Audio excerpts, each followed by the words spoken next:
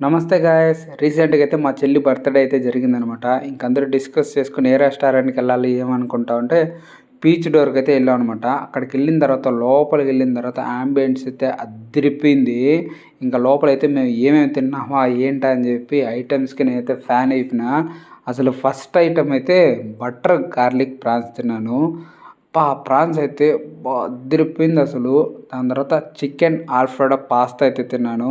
Pasta నేను అంతగా try చేసింది లేదు. బట్ ఫస్ట్ టైమ్ ట్రై చేశాను కాబట్టి అబ్బా! సూపర్బుంది.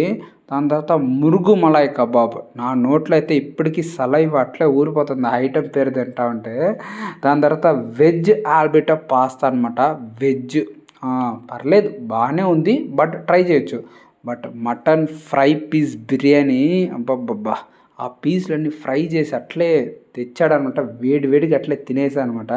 దాని తర్వాత బటర్ నాను ప్లస్ బటర్ చికెన్ మామ సూపర్బ్ అసలు. దాని తర్వాత పేశ్వరి పన్నీర్ టిక్కా అనమాట. ఇట్లే స్టిక్‌లో తెచ్చాడు. అబ్బా! సూపర్బ్ అసలు. దాని తర్వాత చికెన్ మాల్గుడి అబ్బా! అబ్బబ్బబ్బబ్బబ్బా! ఆ చికెన్ మాల్గుడి ప్లస్ ఇంకా తింటా ఉంటే ఇంకా ఎందుకులేండి. దాని తర్వాత వచ్చిందండి లాస్ట్‌లో స్టార్ ఐటెమ్ ఆప్రికాట్ డిలైట్ అనమాట. అబ్బా! ఎప్పుడైనా ఇంకా నేను ట్రై చేయాలనుకుంటున్నా అది అసలు. అంత టేస్ట్‌గా ఉంది. అది కోకోనట్ మిల్కో లేకపోతే ఐస్ క్రీమో అట్లే తేలుకొని అది అట్లే తీసుకొని తింటా ఉంటే సూపర్‌గుంది. సరే మొత్తానికైతే ఇన్ని ఐటెమ్‌లో నా ఫేవరెట్ ఐటెమ్ వచ్చి మురుగు మలై కబాబ్ అనమాట.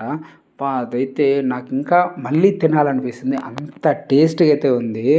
సరే మరి మా చెల్లి బర్త్‌డే అయితే ఇంత బాగా అయితే సెలబ్రేట్ అయింది. థాంక్స్ టు మై చెల్లెమ్మ. సరే మరి దీని లొకేషన్ వచ్చి బైపాస్‌లో అయితే ఉంటది.